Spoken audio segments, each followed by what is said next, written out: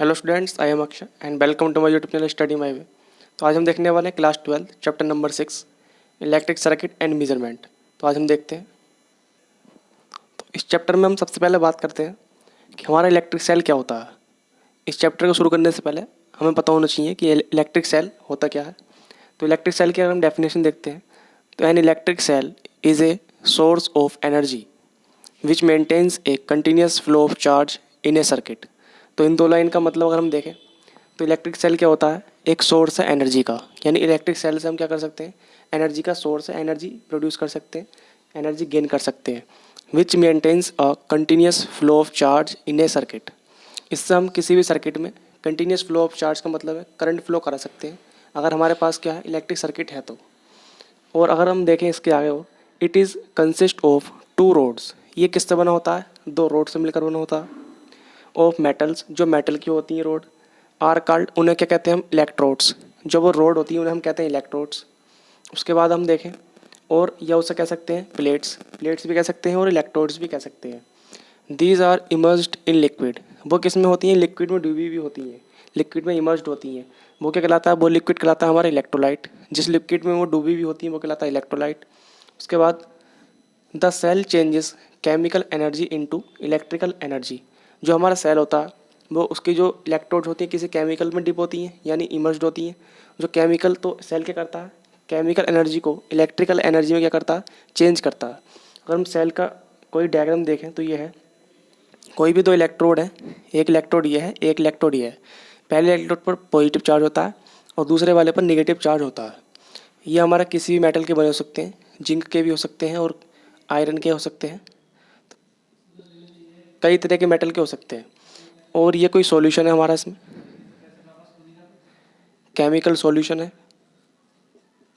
तो chemical solution में dip होती है ये इलेक्ट्रोड, इसी के द्वारा हमारा सेल फॉर्म होता है। तो आपने देखा कि सेल किस तरीके से हम फॉर्म कर सकते हैं।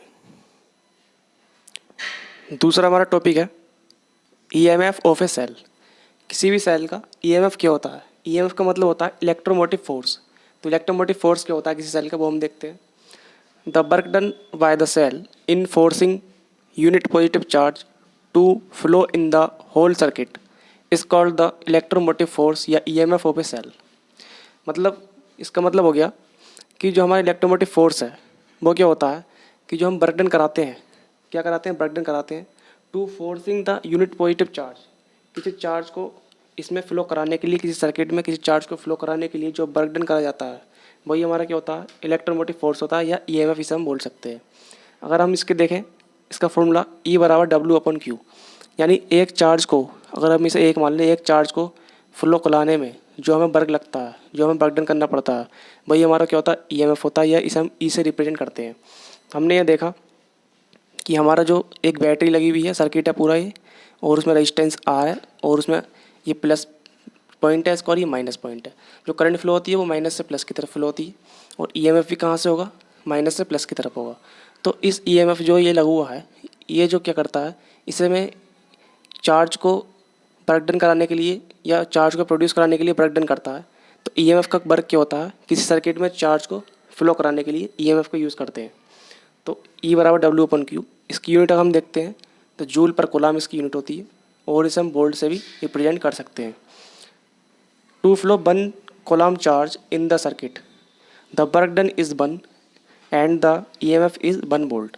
अगर हमें किसी सर्किट में 1 कूलम चार्ज को क्या कराना है, फ्लो कराना है, तो वर्क डन कितनी जरूरत पड़ेगी, 1 जूल की।